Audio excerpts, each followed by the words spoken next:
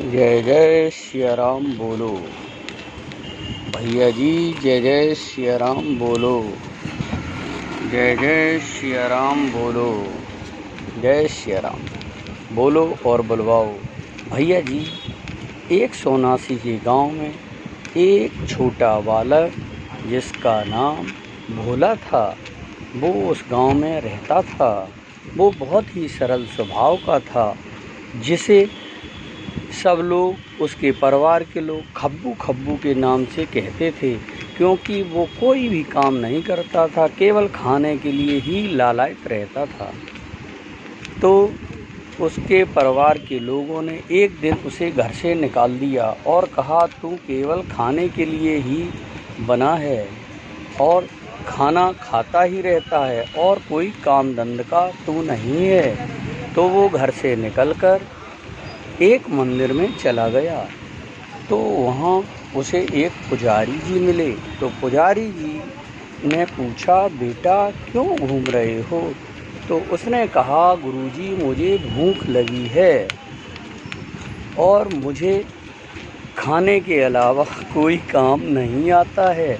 बहुत ही सरल स्वभाव का था, जो उसके मन में आता था वह वही कहता रहता था, वही करता था। तब गुरुजी ने उसे अपना शिष्य बना लिया और मंदिर में राम राम कहने के लिए उसे आदेश दिया। तो वह सभी से जय सिया राम बोला करता था और बुलवाया भी करता था। एक दिन वह भगवान शिव के मंदिर में गया, तो उसने वह काम वहाँ पर भी किया। बोला, भोले बाबा जय सिया राम बोलो, जय सिया राम बोलो और बुलवाओ। तो इस बात को सुनकर गुरुजी बड़ा प्रसन्न हुए और हंसे भी। उसके बाद मंदिर में एकादशी आई। एकादशी के दिन सारे पुजारी लोग व्रत करते हैं। तो उसने गुरुजी से कहा कि गुरुजी हमसे आप व्रत ना करवाएं और अपने चेलों से व्रत करवा लें। तो पुजारी जी बोले कि एकादशी के दिन अन्न नहीं खाना चाहिए। तो उसने पुजारी जी से कहा, गुरुजी मैं भूखा नहीं रह सकता हूँ। तो गुरुजी ने भंडारी से कहा, इसे सामान दे दो और उससे पूछा, तुम भोजन बना लोगे? तो उसने कहा, मरता क्या नहीं करता गुरुजी, मैं बना लूँगा। तो गुरुजी ने कहा, आप नदी के किनारे निकल जाएं और वहाँ छाँव में भोजन बनाएं, लेकिन भोजन तब ग्रहण करना जब भगवान का भोग लगा देना। तो वो सामान लेके नदी के किनारे एक पेड़ के नीचे भोजन बनाने लगा। उसने भोजन बनाया और बनाते ही जैसे ही भूख लगी तो एकदम भगवान याद आ गए और बोला, राजा राम आइए, मेरा भोजन का भोग लगाइए। लेकिन भगवान फिर भी नहीं आए।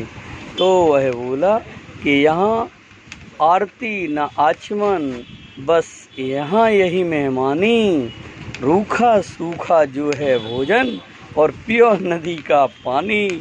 लेकिन भगवान फिर भी नहीं आए। तो फिर क्या कहने लगा कि मंदिर में ठाट बाट है इसलिए मंदिर में आ जाते हो। तो वो बोला कि इस चक्कर में नहीं रहना कि यदि तज दोगे भोजन रूखे सूखे तो मंदिर में बैठे रहोगे भूखे, वहाँ आज भोजन नहीं मिलेगा।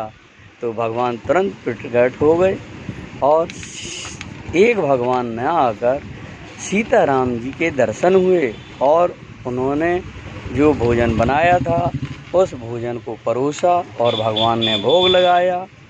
और वह बार बार बनाए हुए भोजन को देखता था, क्योंकि ये बचेगा कि नहीं बचेगा, हमारी भी एकादशी हो जाएगी। और फिर जब भगवान जाने लगे तो वह बोला, प्रभु अब हम 2 लोगों का इंतज़ाम कर लेंगे, अब आप फिर आ जाना। ठीक, फिर दोबारा एकादशी आई तो गुरुजी से बोला कि भगवान 2 आते हैं, सामान ज़्यादा देना। तो गुरुजी ने और सामान बढ़वा के उसे दिलवा दिया। फिर उसने भोजन बनाया और फिर पुकारने लगा, राजा राम आइए, सीता राम आइए, मेरे भोजन का भोग लगाइए। तो भगवान फिर प्रकट हो गए और अब की बार वो लक्ष्मण जी को साथ लाए। तो वह पूछने लगा कि हे प्रभु ये कौन है? तो बोले मेरे भाई हैं। तो बोला कि ये क्या सगे भाई हैं? कि हाँ ये मेरे सगे भाई हैं। तो भगवान जी एक बात आप बताइए कि हमने भगवान का ठेका लिया है कि उनके पूरे ख़ानदान का ठेका लिया है? तो भगवान बड़ा प्रसन्न हुए और लक्ष्मण जी ये सोचने लगे कि देखो यहाँ कैसी मेहमानी हो रही, कैसा आदर सत्कार हो रहा है। भगवान जी फिर जाने लगे तो वो पूछने लगा कि प्रभु अब की बार आप कितने लोग आओगे, ये हमें बताते जाओ। हम आ जाएंगे, भगवान जी बोले हम आ जाएंगे। फिर एकादशी आई तो फिर वह बोला कि गुरुजी सामान बढ़वा दो, क्योंकि भगवान बढ़ते ही जा रहे हैं। तो अब की बार उन्होंने काफ़ी सामान दे दिया और पोटली को बांध कर फिर लाया नदी किनारे। तो उसने ऐसा ही सामान रख दिया और पेड़ के नीचे बैठ गया आंख बंद करके और बोला, राजा राम आइए, सीता राम आइए, लक्ष्मण राम आइए, मेरे भोजन का भोग लगाइए, मेरे भोजन का भोग लगाइए। तो भगवान जी का दिव्य दरबार प्रकट हुआ। तो उसने कहा आह आह और आँख खोल के देखा, भगवान को प्रणाम किया और बोला कि भगवान जी आज तो मैंने खाना बनाया ही नहीं है। तो भगवान जी बोले क्यों? कि जब हमें मिलना ही नहीं है तो हम खाना क्यों बनाएं? तो फिर वो आँख बंद करके बैठ गया। तो रामचंद्र जी ने कहा कि आज भक्त नाराज है, सभी को ऑर्डर दिया कि खाना बनाइए। तो सीता मैया रसोई में खाना बना रही हैं, भरत जी भंडारी हैं, लक्ष्मण जी लकड़ियाँ ला रहे हैं, हनुमान जी चौका लगा रहे हैं। खाना बना और सभी लोग, बहुत साधु महात्माओं आ गए कि आज तो माता शक्ति के हाथों का भोजन प्रसाद ग्रहण करने आऊँगा। इधर क्या हुआ कि गुरुजी ने सोचा कि ये सामान को बेचता है, इतना तो खा ही नहीं सकता। और वहाँ आए नदी पे देखने, तो वहाँ वो अकेला आँख बंद करके बैठा था। तो गुरुजी बोले क्यों, खाना बनाया ही नहीं है? तो बोला कि देखो आज कितने सारे भगवान जी आए हैं, आज हमने खाना नहीं बनाया है, आज माता सीता जी खाना बना रही हैं। तो गुरुजी बोले यहाँ तो कोई नहीं है। तो वो सरल स्वभाव का बोला, भगवान जी से कहने लगा प्रभु आप इन्हें भी देखो, नहीं तो ये झूठा कहेंगे, और रोने लगा। तो भगवान जी बोले इनको नहीं हम देख सकते। तो बोला क्यों? इनको इसलिए नहीं देख सकते क्योंकि ये सरल स्वभाव के, सरल नहीं हैं। तो बोला कि ये हमसे ज्ञानी हैं, गुरु हैं मेरे। तो भगवान जी बोले ये सरल नहीं हैं, गुरु तो हैं, आपसे ज्ञानी भी ज़्यादा हैं। तो बोला तो महाराज नहीं बनेगी कि आप इन्हें भी देखो। फिर भगवान जी ने उनको भी दर्शन दिए। तो गुरु जी बोले कि संसार में सारे लोग कहते हैं कि गुरु की कृपा से चेला को भगवान के दर्शन होते हैं, लेकिन आज चेला की कृपा से मुझे भगवान के दर्शन हुए। बोलो राजा रामचंद्र दरबार की जय हो।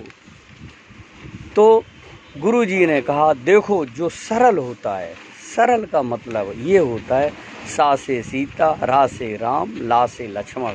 जिसके हृदय में वास करते वही सरल इंसान हो पाता है।